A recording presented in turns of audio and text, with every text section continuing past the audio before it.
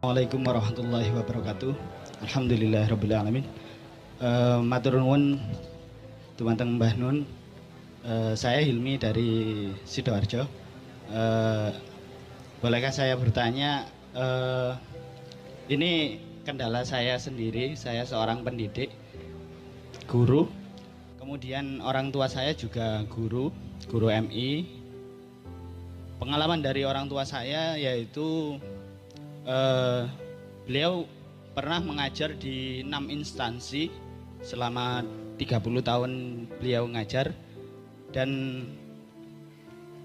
dari semua pengalaman yang beliau dapatkan itu hampir sama seperti yang saya alami sekarang, di mana ada sebuah pergeseran di mana seorang guru ini hak-haknya ini semakin lama semakin tergencet. Tetapi ada kondisi di mana guru-guru ini tidak bisa melawan karena tidak ada sebuah ya benar, undang-undang. Dan yang kedua adalah guru-guru ini rasanya tidak punya kekuatan untuk bertahan di dalam sistem yang baru modern ini.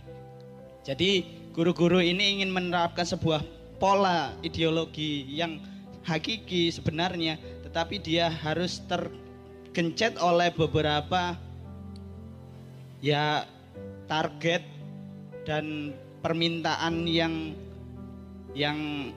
seperti itulah.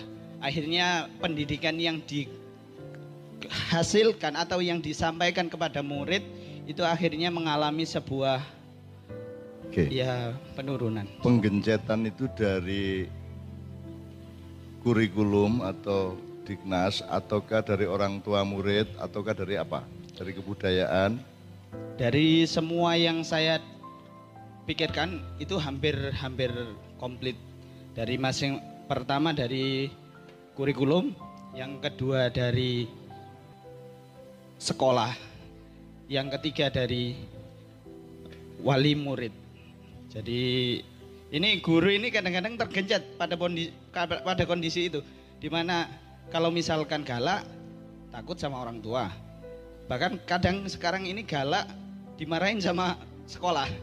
Terus pada kondisi tertentu yang harus diutamakan adalah sebuah show off, dimana secara isi itu saya sendiri kan mengalami dilema yang berat antara itu sistem itu.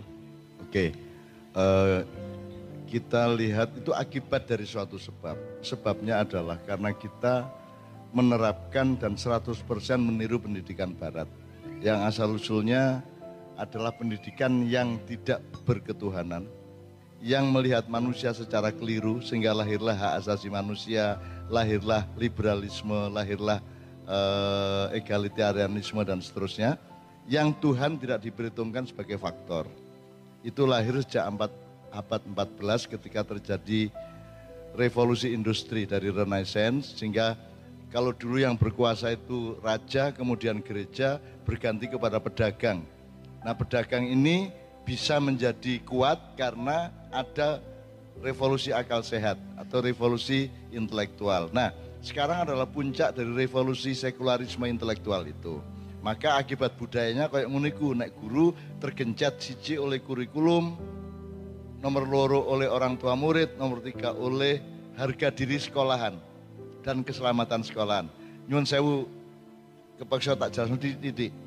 Yang tergencet oleh kurikulum itu asal usulnya gak iso kok atasi mergo sing salah negarane. Mergo awake dhewe milih negara kaya ngene iki, ya. Gak iso mbedakno. Aku takon, menurut kon sing gawe kurikulum iku kudune Mendiknas apa lembaga negara yang lebih tinggi? Lembaga negara yang lebih tinggi. Ya. Jadi mestinya MPR seperti di zaman pra amandemen. MPR itu nggawe draft-draft termasuk pendidikan, terus memutuskan kurikulum dengan kekuatan negara, di mana pemerintah kudu melok. Nek saiki sing gawe pemerintah, mergo Indonesia tidak mengenal perbedaan antara pemerintah dengan negara. Iki ya sak pejabatnya gak paham iki masalahnya. Aku takon, Jokowi itu kepala pemerintahan apa kepala negara? Ya, itu menurut kawan karo aku, tapi menurut Undang-Undang 1945 presiden adalah kepala negara. Seharus ya nek sing apik bendahara karo kasir kudune padha tawang loro. Sing gawe aturan karo sing nglaksanakno siji ta loro kudune. Loro, sing ngontrol ono meneh kan begitu. Nah, kalau di perusahaan ada owner diwakili komisaris, terus ada direktur, ada manajer. Manajernya enggak bisa ambil policy, yang bisa ambil policy adalah ownernya. Melalui komisarisnya, dirumuskan oleh direkturnya, baru dilaksanakan oleh para manajer.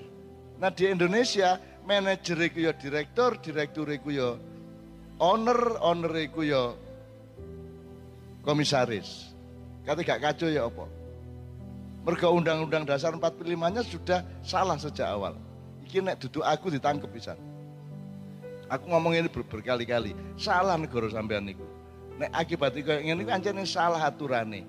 Aturan syariat negara itu salah. Maka akhirnya angger ganti menteri ganti kurikulum. Biayane sambrek.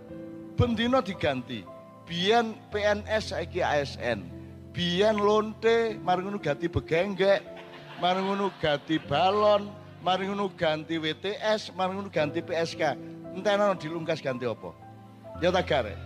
Padahal padha ae ya. Dodol empal.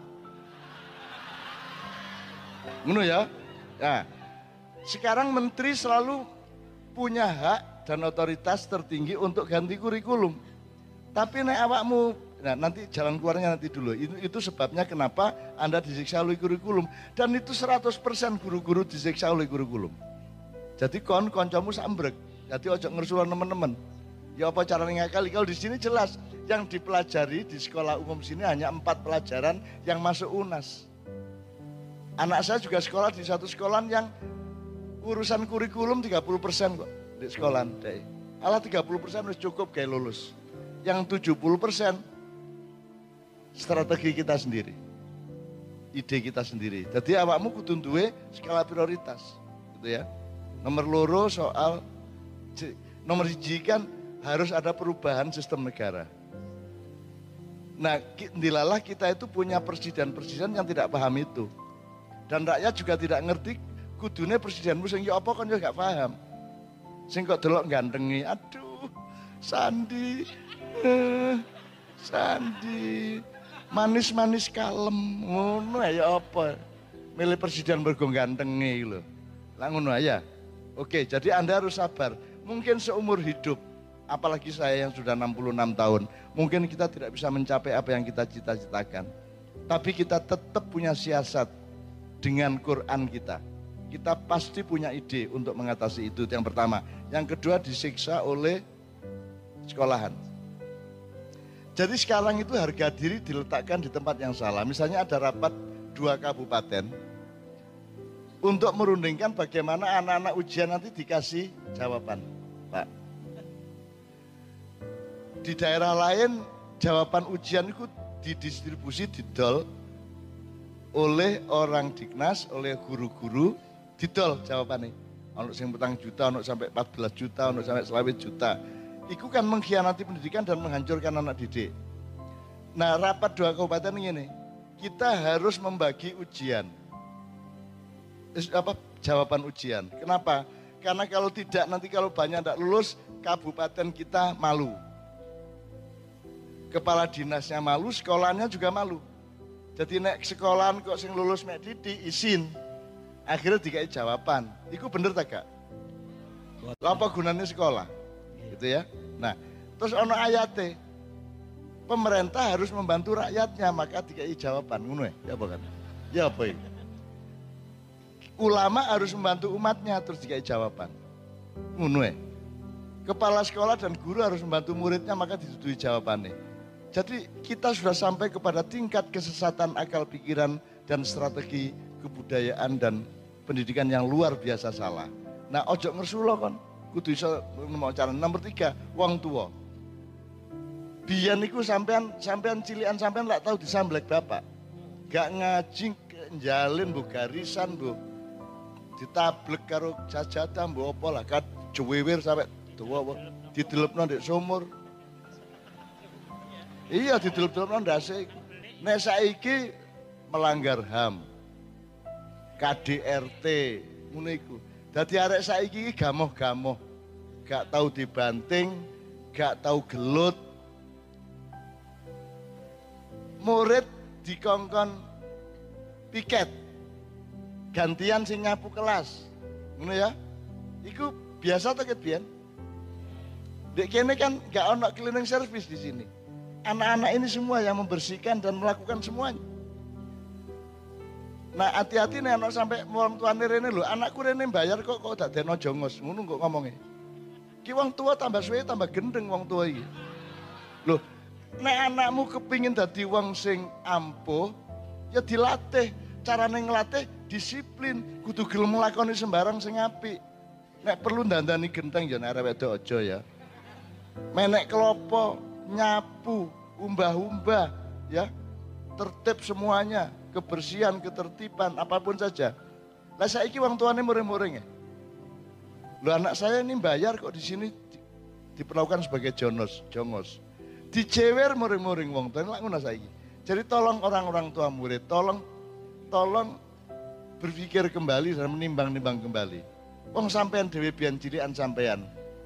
Karo bapak iku iso diajar nganggo sabuk sampai pedot-pedot sampai bilur-bilur sampai biru-biru sikil. Nek gak ngaji, nek gak sinau, nek telat sembayang sak piturute. Lah kok saiki anak dilindungi kaya keramik, aja sampai kejemok, aja sampai beset lah ngono. Sesuk anakmu dadi keramik tak dongakno. Dadi golekan pasar iku lho, gak oleh disentuh, gak oleh apa. Utawa ngene, anakmu lebono kulkas beres wis gak ono masalah wis. Lah ya apa ngene jari ngono jari ngono. Kita harus mempertimbangkan kembali itu yang ketiga ya. Nah, menurut saya Anda tidak perlu berpikir makro seperti itu sebab jawabannya kan perubahan negara. Perubahan negara itu harus dipimpin oleh pemimpin besar yang benar-benar pemimpin. Dan kita belum punya sampai hari ini karena sistem kita ini sekarang tidak memungkinkan lahirnya pemimpin yang sejati. Mergo pemimpin ini saiki dipilih mergo duwike, mergo nyang-nyangane. Ya, ada wakil presiden yang tidak bisa ditolak karena dia yang membiayai. Misalnya ngono ya. Ana siji meneh wakil presiden sing iki nek aku gelem ndadekno iki wakil ki rakyat seneng karo aku wong dhek ndek umat sak mbrek. Ngono. Ngira gak? Ya. Loh, jadi urusannya duduk kepemimpinan, urusannya adalah badi. Semua orang cari laba. Maka kita latihan ngene iki mang gembira tanpa biaya, ya toh? Bahagia, pinter, disiplin, tapi seneng, seger, bahagia kabeh. Dadi arek cilik gak apa-apa ngancen iki nek arek cilik. Wong kon nek rabi meneh, kon kolek rabi oleh Hafidho, kon malam pertama dadi arek cilik. Muda kon. Sing muda sapa? Lah arek cilik sih. Begitu kon rabi dadi arek cilik ndek kamar. Makanya ojo sampai ndek jopo kamar. Menang halal wis duwe surat nikah terus lu halal ya tapi ndek gerdu ya gak halal rek ngono iki ya. Apa meneh sumur anguk-anguk ngono iki gak oleh. Ndukure pogo ta ndukure lemari untuk sensasi. Ono lemari gede jero gluduk. Mbok, ten pundi sampean sena aku jek ngresiki lemari. Gini ya Dek ya. Jadi menurut saya kalau jawaban dasarnya gini. Semua masalah bisa Anda atasi dengan kecerdasan dan kebijaksanaan. Temukan apa yang paling bijaksana. Misalnya ini loh, nek ancane gak api kok jiwir aja kok jiwir. Ndolek cara liyane untuk ngilingno. Makanya pelajari Islam. Misalnya sifatnya Kanjeng Nabi apa rek? Sidik, amanah, tablik, fatona dipelajari temen kata-kata itu asal usulnya apa. Fatona harus keempat, tidak boleh fatona disik. Fatona itu hasil dari sidik, amanah, tablik gak iso fatona. Kon nek kon gak sidik, kon gak iso amanah. Wong gak sidik ya apa oleh amanah? Ya ta gak? Nek kon gak iso sidik amanah, kon gak iso tablik. Apa sing kok sampaikan? Wong kon dhewe gak jelas. Gitu ya. Nek kon wis iso sidik, iso amanah, iso tablik, hasilmu adalah kecerdasan dan determinasi.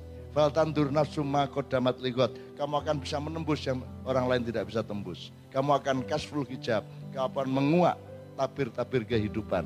Itu namanya fatona. Nah saiki awakmu kudu sinau. Bendera kaya apa? Nek kok lakoni kudu apik hasilnya. Nek kira-kira gurung karuan apik aja dilakoni. Ya, makanya hidup itu bener itu bahan mentah. Nek wis bener kok dadekno apik kait kok tokno. Jadi bendera kaya apa kon meneng wae nek gurung apik. Wah, aku iki Indonesia iki aku roh bendere salah roh temen tapi gak tau tak omongno rek. Titik ndok bocor-bocor titik ngene. Nek tak dudui temen kon kok kon iku utangmu wis gak iso bayar. Kredit gak entek-entek. Tak ceritani Indonesia Raya pecah ndasmu kon kok ya.